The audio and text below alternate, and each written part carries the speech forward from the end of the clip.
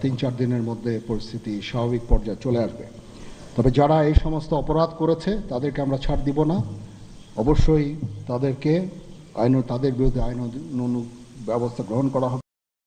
আপনারা দেখতে পাচ্ছেন আমার সাথে 2 নেভি চিফ এবং এয়ার চিফ আছেন, আমরা একসাথে কাজ করছি। কিছুক্ষণ আগে আমার প্রফেসর ইউনুসের সাথেও কথা হয়েছে, ওনার সাথে কথা বলে আমার খুব ভালো লাগলো। আমার কাছে মনে হয়েছে উনি অত্যন্ত আগ্রহী এই কাজটা করার জন্য, এবং আমি নিশ্চিত যে উনি আমাদেরকে একটা সুন্দর গণতান্ত্রিক প্রক্রিয়ায় আমাদের নিয়ে যেতে সক্ষম হবেন এবং আমরা এ থেকে উপকৃত হব। আর আমি দেখলাম যে স্টুডেন্ট এবং ভলেন্টিয়ার্সরা অত্যন্ত চমৎকার কাজ করছে। যেহেতু এখন ট্রাফিক পুলিশ ছিল না, তারা ট্রাফিকিংয়ের কাজ করছে, বিভিন্ন রাস্তা পরিষ্কার করা, যে সমস্ত ভ্যান্ডালাইজেশন হয়েছে যে সমস্ত স্থাপনাগুলোতে, ওগুলোকে পরিষ্কার করা। আমরা অত্যন্ত আনন্দিত যে তারা এই ভালো কাজগুলো চালিয়ে যাচ্ছে।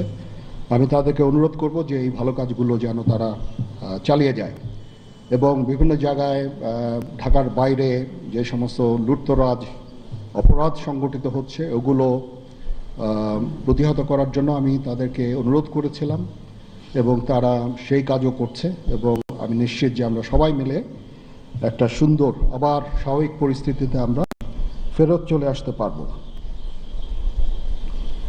আপনারা জানেন যে আমরা কেয়ারটেকার গভর্নমেন্টের প্রধান ডক্টর ইউনূসকে আমরা নির্বাচন করেছি অনেক আলোচনা করে, আমরা নিজেদের মধ্যে অনেক আলোচনা করেছি এবং সমস্ত রাজনৈতিক নেতৃবৃন্দের সাথে, স্টুডেন্ট কোঅর্ডিনেটরদের সাথে আলোচনা করেছি। আমার সাথে নেভি চিফ এবং এয়ার চিফ ওনারাও ছিলেন এবং মহামান্য রাষ্ট্রপতির সাথে আমরা আলোচনা করেছি এবং আলোচনা করে আমরা সর্বসম্মতভাবে সম্মত হয়েছি এবং ওনার কাছে প্রস্তাব দিয়েছি চিফ অ্যাডভাইজার ডক্টর ইউনূসকে করার জন্য এবং উনি এখন আমাদের চিফ অ্যাডভাইজার। কালকে আসবেন, কালকে হয়তো দুপুরে উনি এসে পৌঁছাবেন, আমি ওনাকে রিসিভ করতে যাব। আমরা ওনাকে সর্বতোভাবে সহায়তা করব। আমি army chief, navy chief, air chief, এবং আমি নিশ্চিত যে উনি সমস্ত রাজনৈতিক দল এবং সবার কাছ থেকে সাহায্য সহযোগিতা পাবেন। স্টুডেন্ট ফোরাম, স্টুডেন্টস, এবং আমরা সবাই মিলে ওনাকে সাহায্য করব এবং আমি নিশ্চিত যে তাহলে উনি অত্যন্ত সফলভাবে ওনার এই কাজ সমাধা করতে সক্ষম হবেন। অনেক ধরনের গুজব চলছে, আমি জনগণকে আহ্বান করব এ ধরনের গুজবে যেন কান না দেয়। আমরা একটা চমৎকার পরিবেশে সুন্দরভাবে সবাই মিলে আমরা কাজ করে যাচ্ছি। আমার সেনাবাহিনী নিয়ে বিভিন্ন সেনানিবাসের মধ্যে বিভিন্ন কিছু হচ্ছে ইত্যাদি সমস্ত গুজব রটনা করা হচ্ছে, এগুলোতে আপনারা কান দিবেন না এবং আপনারা এই ধরনের গুজব ছড়াতেও দয়া করে সাহায্য করবেন না। আমি জানি সবাই এটা ইচ্ছা করে করেন না, হয়তো আউট অফ প্যানিক আপনারা এটা করেন। এই জিনিসটা থেকে নিবৃত্ত থাকলে এটা ভালো হবে এবং আরেকজনকে কোনো নিশ্চিত না হয়ে কাউকে এ ধরনের কোনো খবর সংবাদ আপনারা দেওয়া থেকে বিরত থাকবেন, তাহলে এটা আমাদেরকে সাহায্য করবে। পুলিশের পুনর্গঠনের কাজ চলছে, এখন পুলিশ প্রধান একজন নিয়োগ দেওয়া হয়েছে। আমি নিশ্চিত যে পুলিশের মনোবল আবার ফেরত আসবে এবং পুলিশ একটা প্রফেশনাল ফোর্স হিসাবে ভালোভাবে তাদের দায়িত্ব পালন করতে সক্ষম হবে। সর্বশেষে আমি আপনাদের নিশ্চিত করতে চাচ্ছি যে সেনাবাহিনী, নৌবাহিনী, বিমান বাহিনী সর্বদা জনগণের সাথে আছে এবং থাকবে এবং আমরা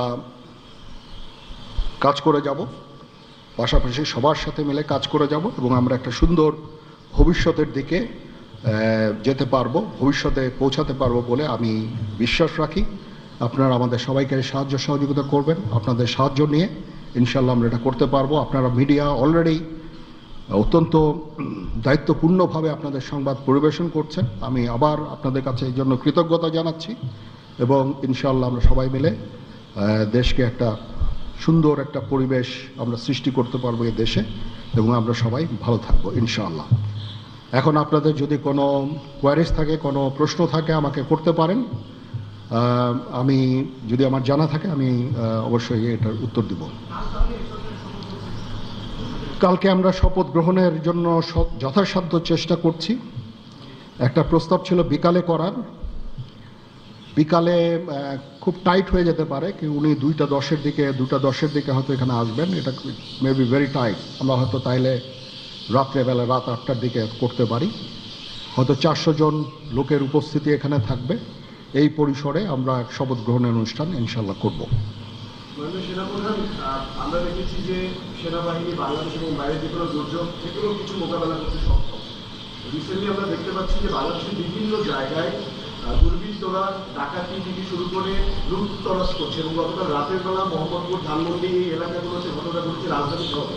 এবং এই বিষয়ে আসলে সেনাবাহিনী কি পদক্ষেপ দিচ্ছে এবং সাধারণ মানুষ কিন্তু উদ্বেগ উৎপাদন হতে পারে? হ্যাঁ, প্রথম কথা হচ্ছে যে আমি দায়িত্ব নিয়েছিলাম অবশ্যই, এবং আমি রাজনৈতিক নেতৃবৃন্দর কাছ থেকে কথাও আমি ওনাদের কাছ থেকে ওনাদেরকে আমি বলেছিলাম যে আপনারা আমাকে সাহায্য করেন, যে মুহূর্তে এই ট্রানজিশনটা হবে এ ধরনের সমস্যার সৃষ্টি হতে পারে, এবং ওনারাও আমাকে বলেছিলেন যে ওনাদের যতদূর সম্ভব সাহায্য করবেন। তারপরেও কিছু কিছু ঘটনা ঘটেছে।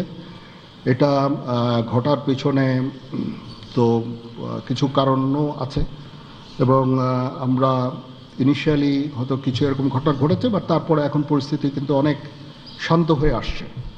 আমরা আমাদের যত স্ট্রেংথ আছে, পুলিশ কিন্তু নন এক্সিস্টিং, পুলিশ কোনো ডিউটিতে নাই। পুলিশের একটা বড় ফোর্স, এটার যে ভয়েড যেটা সৃষ্টি হয়েছে, এই ভয়েডটা সেনাবাহিনীর স্ট্রেংথ দিয়ে এটা পুরা করা সম্ভব না। আর তারপরেও আমরা যথাসাধ্য চেষ্টা করে যাচ্ছি, এবং হাজার হাজার লোককে আমরা কিন্তু এই সমস্ত সমস্যা থেকে আমরা উদ্ধার করেছি। বহু পুলিশ, আমার জানা মতে বহু পুলিশ, অনেক থানা, তারপরে সরকারি কর্মকর্তা কর্মচারীদের রেস্কিউ করা, এই সমস্ত কাজগুলো আমরা করেছি। আমরা সমস্ত ইম্পর্টেন্ট জায়গা যেমন বিমানবন্দর, ডিপ্লোম্যাটিক এরিয়া, সেক্রেটারিয়েট, জাজেসদের অ্যাকোমোডেশন, তারপরে সেক্রেটারিদের অ্যাকোমোডেশন, এই সমস্ত গুরুত্বপূর্ণ জায়গাগুলি আমরা প্রোটেক্ট করছি, এবং বিভিন্ন জায়গায় পেট্রোলিং করা হচ্ছে। তারপরেও একটা ইনিশিয়ালি দু একদিন এটা হয়েছে, সেজন্য আমি অত্যন্ত দুঃখিত এবং বিব্রত। যাই হোক, এটা আমার যে স্ট্রেংথ যা ছিল এটা নেভি, এয়ারফোর্সও তারা তাদের মতো করে করেছে। আমরা যথাসাধ্য চেষ্টা করেছি, তারপরেও কিছু হয়ে গেছে। এটা আমার জাস্ট সিম্পলি আমাদের এনাফ স্ট্রেংথ ছিল না।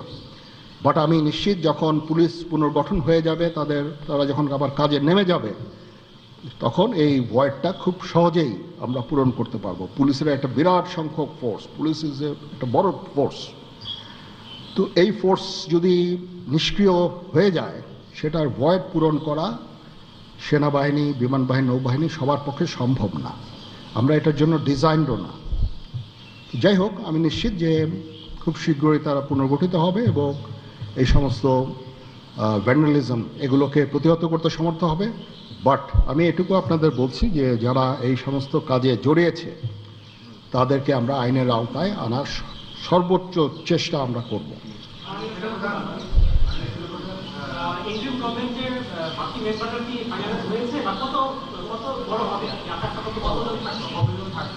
আমার ধারণা আপাতত 15 জন হতে পারে, তারপরেও দু একজন আপ অ্যান্ড ডাউন এটা করতে পারে, এটা এরকম একটা সংখ্যক, এবং মোটামুটি একটা দাঁড়িয়ে যাচ্ছে।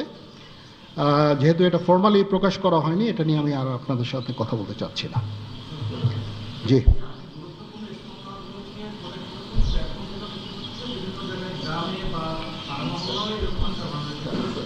হ্যাঁ হচ্ছে, বাট সংখ্যা অনেক কমে এসেছে। একদিন দুই দিন, প্রথম 1-2 দিনে যেটা হয়েছে, সংখ্যা অনেক কমে এসেছে। আমরা আনসার ভিডিপিকেও কাজে লাগিয়েছি, এবং আমি তো বললাম যে ছাত্ররা আমাদের সাহায্য করছে বিভিন্ন গ্রামে গঞ্জে। তারা এই কাজগুলো মাধ্যমে, তাদের উপস্থিতির মাধ্যমে আমাদের সাহায্য করছে, এবং বিএনসিসিকেও আমরা এটাতে করতে আমরা হয়তো এমপ্লয় করব এই কাজে।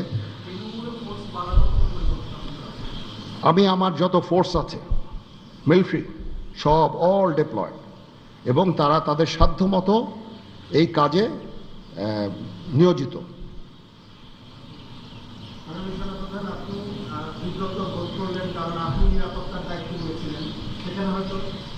এখন রাজনীতিবিদরা বললেন যে জেনারেল সাহেব আপনি নিরাপত্তার দায়িত্ব নেন, somebody has to take it. তো আমি আর তো কেউ নেওয়ার নাই, আমি নিয়েছি, এবং যদি কোনো ব্যর্থতা থাকে সে দায়িত্ব আমার। আমি আমার সাধ্যমতো চেষ্টা করেছি, এবং খুব কম সময়ের মধ্যে একটা স্বাভাবিক পরিস্থিতি ফেরত আসছে, বাট আমাদের আরও অনেক কাজ করতে হবে। ইনশাল্লাহ আমাকে একটু সময় দেন, আমরা এই নর্মালসিতে নিয়ে চলে আসবো ইনশাল্লাহ। ওকে, সবাই ভালো থাকেন, সুস্থ থাকেন।